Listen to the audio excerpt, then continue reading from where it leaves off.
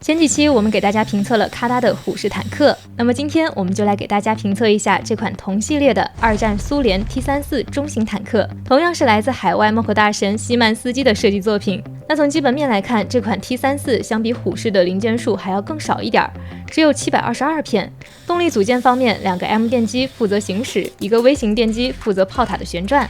最终的成品体积呢，比虎式要稍微小一点，也基本符合了2台坦克的真实体积差异。好啦，那我们开始评哒。那这里可以看到炮塔的内部结构了，可以看到设计师使用了一个微型电机，通过皮筋和一个滑轮零件相连，最终带动与滑轮零件同轴的这枚8齿齿轮。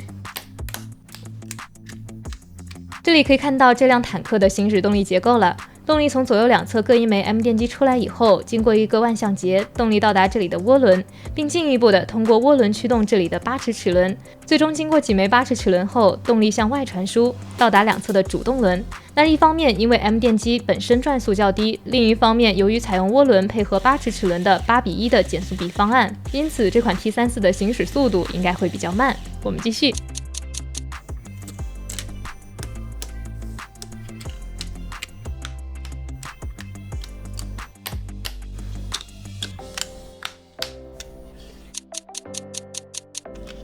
那这里可以进一步的看一下炮塔的旋转联动结构。在炮塔的底部，我们看到设计师并没有使用常见的转盘零件，而是通过一枚十字轴直接固定了一枚24齿齿轮，并由之前我们提到的那枚8齿齿轮进行驱动。值得注意的是，设计师在这里还利用了砖块零件表面的凸力，对24齿齿轮进行了进一步的固定。这种设计方式在纯科技组积木中并不常见。另外，在拼搭过程中，这里还需要注意，多余的电机线最好不要捆扎在这个区域，否则安装炮塔后，电机线和上面提到的24齿齿轮之间会发生干涉的问题，导致炮塔旋转不顺畅。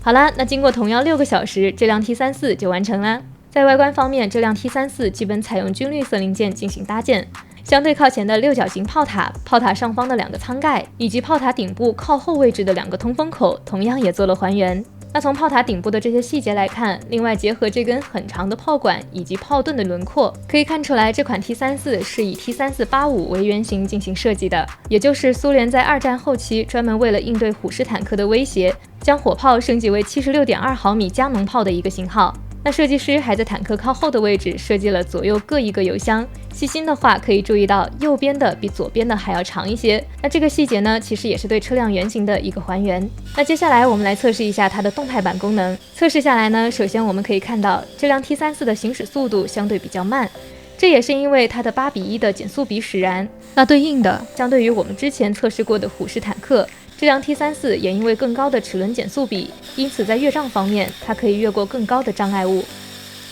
那这里我们把2辆坦克放在一起对比，我们可以看到虎式坦克的速度要快于 T-34的速度，那这与实际情况恰好是相反的。炮塔旋转方面，可以看到 T-34的旋转速度要稍微快一点。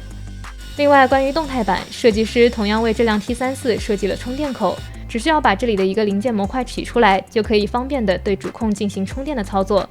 和虎式坦克一样，设计师并没有设计主控和电机的快拆设计。好啦，最后来总结一下，其实这辆 T-34的优缺点和之前几期评测过的虎式坦克完全一样，亮点在于设计师只用了几百片零件就把整个坦克的外形特征以及外形细节都进行了不错的还原。作为1:35的坦克积木模型，在一些细节特征的还原上，它自然不能和2000片左右的坦克积木相比，但这恰恰也考验了设计师的设计功力。就外观设计而言，包括整个线条比例的设计以及具体外观细节特征方面的抽象化处理，都会给设计师带来更大的挑战。那另外就是在相对紧凑的空间里装入了3个电机。对于这款 T-34来说，设计师不但使用了更小巧的 M 电机，在炮塔旋转结构方面甚至没有使用常用的旋转盘零件的方案，而是直接采用24齿齿轮，所以仍然和虎式一样，这款积木的设计定位就是一款以适中零件数为基础，最大化的进行外观还原，同时还能够日常下地把玩的一款军事积木模型。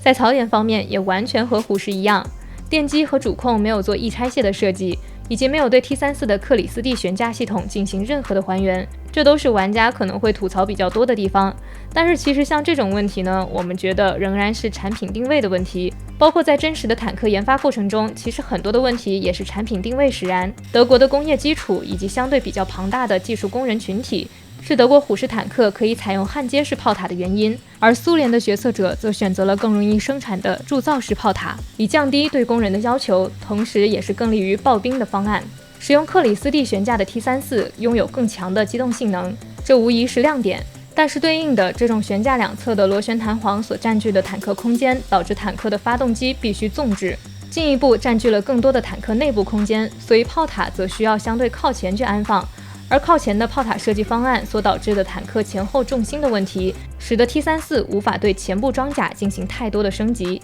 这也是为什么 T34 系列坦克在升级到85型号后，也只是对火炮进行了升级的原因。那对这款 T34 来说，如果要做一拆卸以及对悬架系统进行还原，那么整个坦克的体积必然会增大，零件可能就不是700-800片，而可能是1500片以上。那么相对应的就增加了产品的成本，售价也就不得不跟着提高。而显然，咔哒这个系列的产品就是一个强调低门槛，以适中零件数为基础，最大化的对外观进行还原，同时方便日常下地把玩的军事积木模型。好啦，那最后来看一下包装。彩盒的正面是成品的渲染图，右上角标注了西曼斯基的签名以及1:35的模型比例，左下角标注了套装中包含的 PF 动力组件。彩盒的背面对积木的功能玩法进行了图示说明。打开彩盒，722片零件分成了12个分包，3个大步骤。拼搭手册装在一个透明袋子里，另外还有一张小贴纸，有2种不同的贴纸方案可以供玩家自己选择。好啦，本期评测到这里就结束啦，下期见，拜拜。